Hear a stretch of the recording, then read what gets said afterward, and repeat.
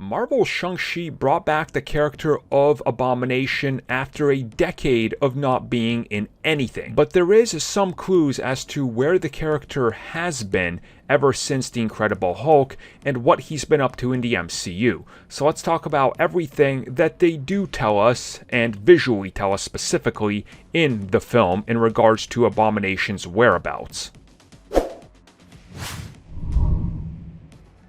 So if you've seen Shang-Chi, this will just kind of reiterate and explain to you the entire quick sequence with the Abomination fighting Wong and what's going on. If you haven't seen it, well, here's a little bit of context. Yes, they do fight each other in that tournament, but there's more to it. We learn that Wong actually calls Abomination by his real name. He calls him Emil, for Emil Blonsky, in case you forgot his name. And during the dialogue exchange that's very rapid, we can see that they have a sort of playful relationship with one another. Almost like, and I joked about this when we discussed it in our group, but it's almost like Wong has sort of become like this sort of chaperone figure, or almost like Emil's caseworker. And again, they exchange names. But specifically, there's another piece in here that hints a little bit more towards the relationship. It's when Wong decides to open the portal after the fight, and we see him go through it, and Emil follows him.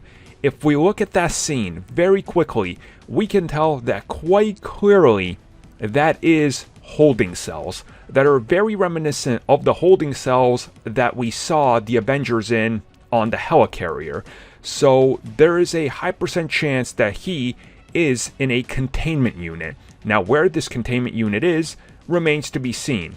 Is it somewhere in the raft? Is it somewhere new secretive that we haven't been introduced to yet?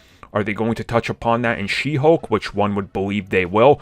I assume that will all be there. But again, there's just a lot in this little scene that establishes what's been going on with this character, and quite clearly, he's just been in lockup the entire time. Unless we account for when Agents of S.H.I.E.L.D. mentioned it, but that was kind of a quick little nudge and a nod to the MCU, so I don't think that really matters in the grand scheme of things, and him maybe breaking out during the whole Winter Soldier thing. Although if they address that, that'd be kind of cool. But either way though, I think there's enough here to go by to tell you that Emil isn't really a bad guy anymore.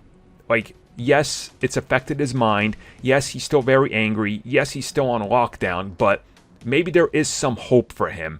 And maybe he'll find his way, or maybe he won't, and he'll just go back to his old ways and be like, alright, there's the Hulk, time to go smash with him, and we're going to destroy half of Harlem again, which realistically could happen in She-Hulk. I think all of us could expect something like that, but we never know. But in case you were wondering where he was in lockup, he's going back to lockup, and he's being chaperoned by Wong.